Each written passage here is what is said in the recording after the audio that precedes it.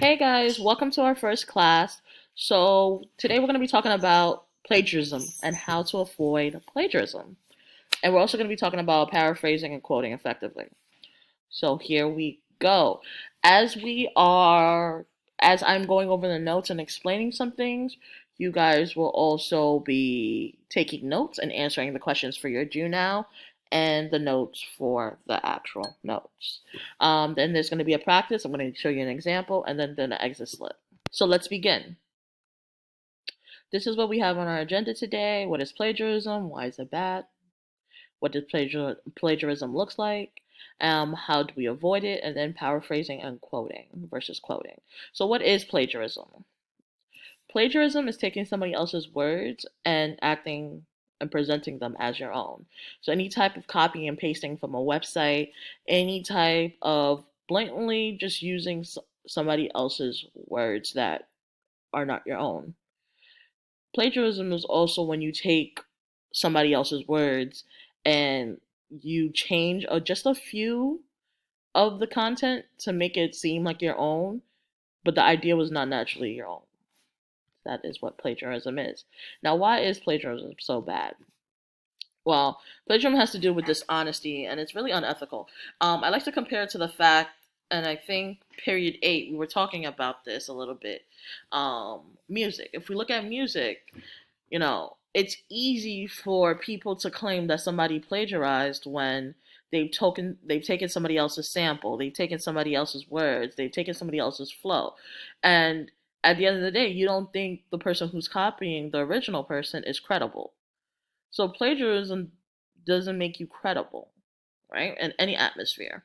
And plagiarism can happen anywhere in the music industry, business, academics, anywhere. Plagiarism can happen. So, what does it look like? We're going to look at a couple of examples right now. So, we have our original text. It was a dark and stormy night over the crest of hill. The moon was shining. In the chilly blackness, only a few sounds could be heard: the high chirp of bats, the hooting of owls. Now, the plagiarized text is: the night was dark and stormy. Over the crest of the hill, the moon was shining. In the chilly blackness, there were only a few sounds: the high chirp of bats and the hooting of owls. So we can already see that first line, even though the first line in our original text starts with it and the plagiarized text starts with it's the same thing. You just changed a couple of the text. We also have this line right here where it says only a few sounds could be heard, and then in the plagiarized text, it's there were only a few sounds. Once again, you're limiting the amount of words you're using, but it's the same thing. And then obviously we have of the owls. So if you keep most of the text and only change a few words, that is plagiarism. Let me repeat that again. If you keep most of the text and only change the few words, that is plagiarism. You're keeping the essential structure and most of the wording the same as the original source. So that's never going to be acceptable. So how can we avoid that? How can we make sure that that doesn't happen? Very easily. So we need to show the reader where we're getting the information from, and we need to present it with our own ideas. So to do that, there's two ways we can go about it. We can either quote or we can paraphrase. So when we're quoting versus paraphrasing, quote is when you take the original words and put quotation marks on it, and then you also indicate where you got the information from. So let's say if I take information from Dr. Seuss and I quote a line from Dr. Seuss, I'm going to make sure that at the end of the quote I say Dr. Seuss so that you know where you got that information from. Paraphrasing is understanding the main ideology of the phrase or the sentence you want and then putting it in your own words. So going back to the Dr. Seuss example, it's still the concept of Dr. Seuss, but instead of me saying I like green eggs and ham, I could say, oh, I like I don't want to say I like um I consume a colored version of protein, right? So that's similar with the same concept, but it's not saying I like green eggs and ham. So when you quote, right? You only quote when the text of the sentence or the phrase is very short. You don't want to quote a whole paragraph. That's a lot, excessive, right? You only quote a line. Quotations usually in essays are in the body paragraphs or especially in the intro. So you just quote a line, and then you usually explain it. Remember, quoting is not your own words, and you must acknowledge the author. And when it comes to paraphrasing, mostly use paraphrasing when you want to quote, but the quote is too long. So instead of you quoting a line or a sentence or two sentences, you want to quote the whole paragraph. That's when you paraphrase and you put it in your own words and you make it unique to yourself, not the author's original intent.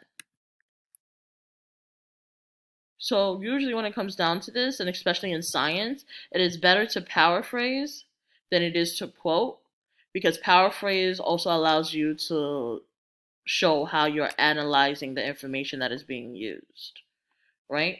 So rather paraphrase than quote, but if you do quote, that is okay, but you must acknowledge the author when you quote.